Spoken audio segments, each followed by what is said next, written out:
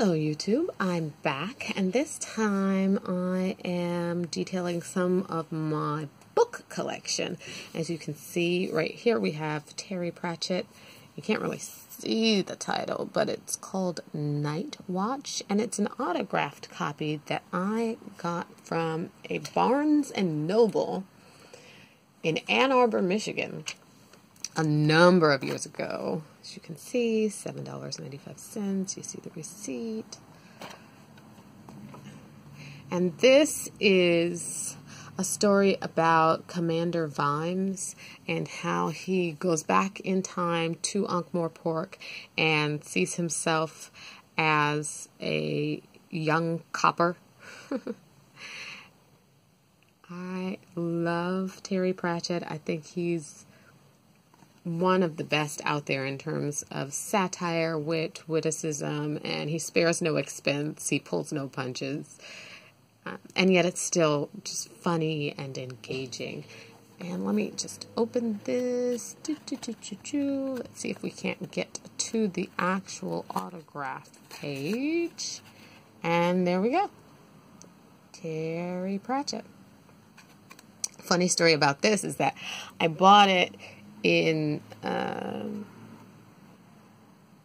right around Christmas, I think, and my brother had bought me, I don't know, a whole bunch of stuff, and I said, he had bought me a whole bunch of stuff for Christmas, and then we went to the bookstore, and I saw this, and I was so upset that it meant that Terry Pratchett had been there, and I didn't know, and I could have met him, and I just didn't.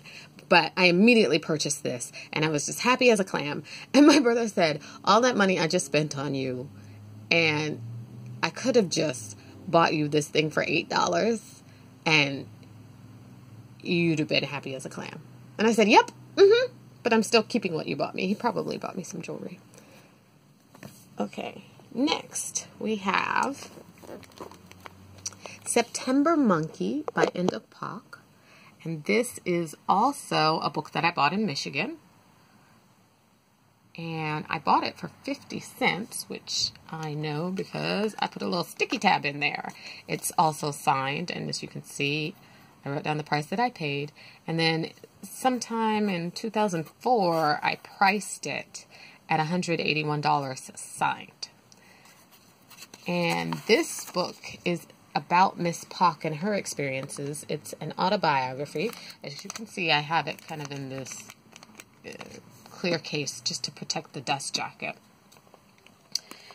And it's about her experiences in early 20th century Korea. And the interesting thing about her is that her mother was a Buddhist.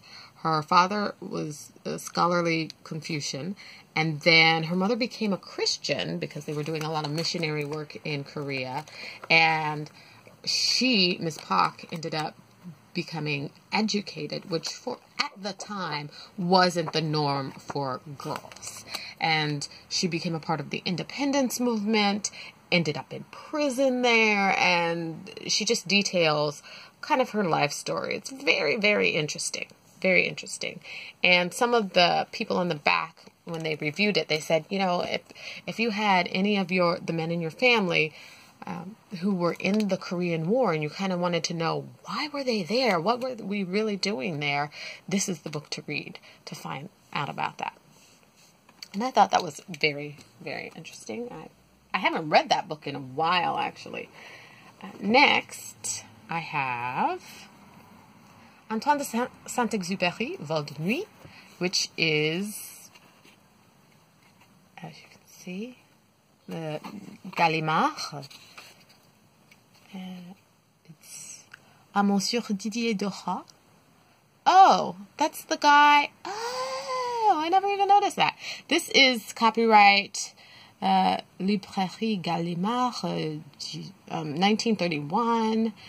And this is a first edition. And Vol de Nuit is actually his second novel. And it's about his experience as a pilot. And I know it's set, from what I recall, it's set in Argentina. I want to give you just a little bit more of a view of its condition, the condition of this book. It's set in Argentina, and this Didier Doha is the guy that was like the station chief or something, and it's kind of at the outset of commercial aviation, and how it was like a mail courier. They were kind of on the forefront of having mail couriers. As you can see, it's in French. I read French. Practically everybody in my family speaks at least a little bit of French, just because we're Creole, so there's that. And it's about how it was actually made into a film by MGM Studios, 1930s, 1940s, something like that. And it talks about how whether your principles are more important than your life. I'm trying to remember all of how to summarize this book, but basically what happens is that this Didier Doha guy, he's the station chief, and he sends out his people, and he kind of instills in them this value that, you know, it's all about getting the mail on time to Europe. That's the most important thing. Whatever you have to do, just do it. And one of his pilots gets caught up in a cyclone, runs out of gas, and it's just about how Monsieur Doha tries to save this guy and tries to do everything that he can to get him back. It's a very interesting novel. It's very spare in its prose, and I don't know, I really like it. I tend to read books in French whenever I can find them. It's kind of difficult to find books in French here in the United States,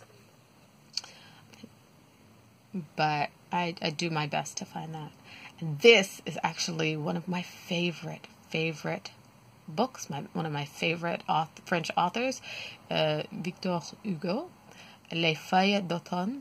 And this book is it's actually a pocket book, like an original pocket book. It's maybe 4 inches, maybe 3.5, 4 inches tall. And it is from, let's see if I can, there we go, Les Feuilles d'automne par Victor Hugo, suivi de plusieurs pièces nouvelles, imprimeur, éditeur, Madame Laurent. 1840, there we go.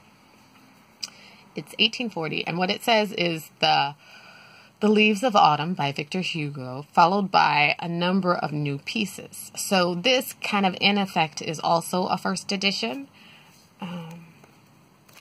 just because there's a whole bunch of new pieces, but also Les Feuilles d'automne.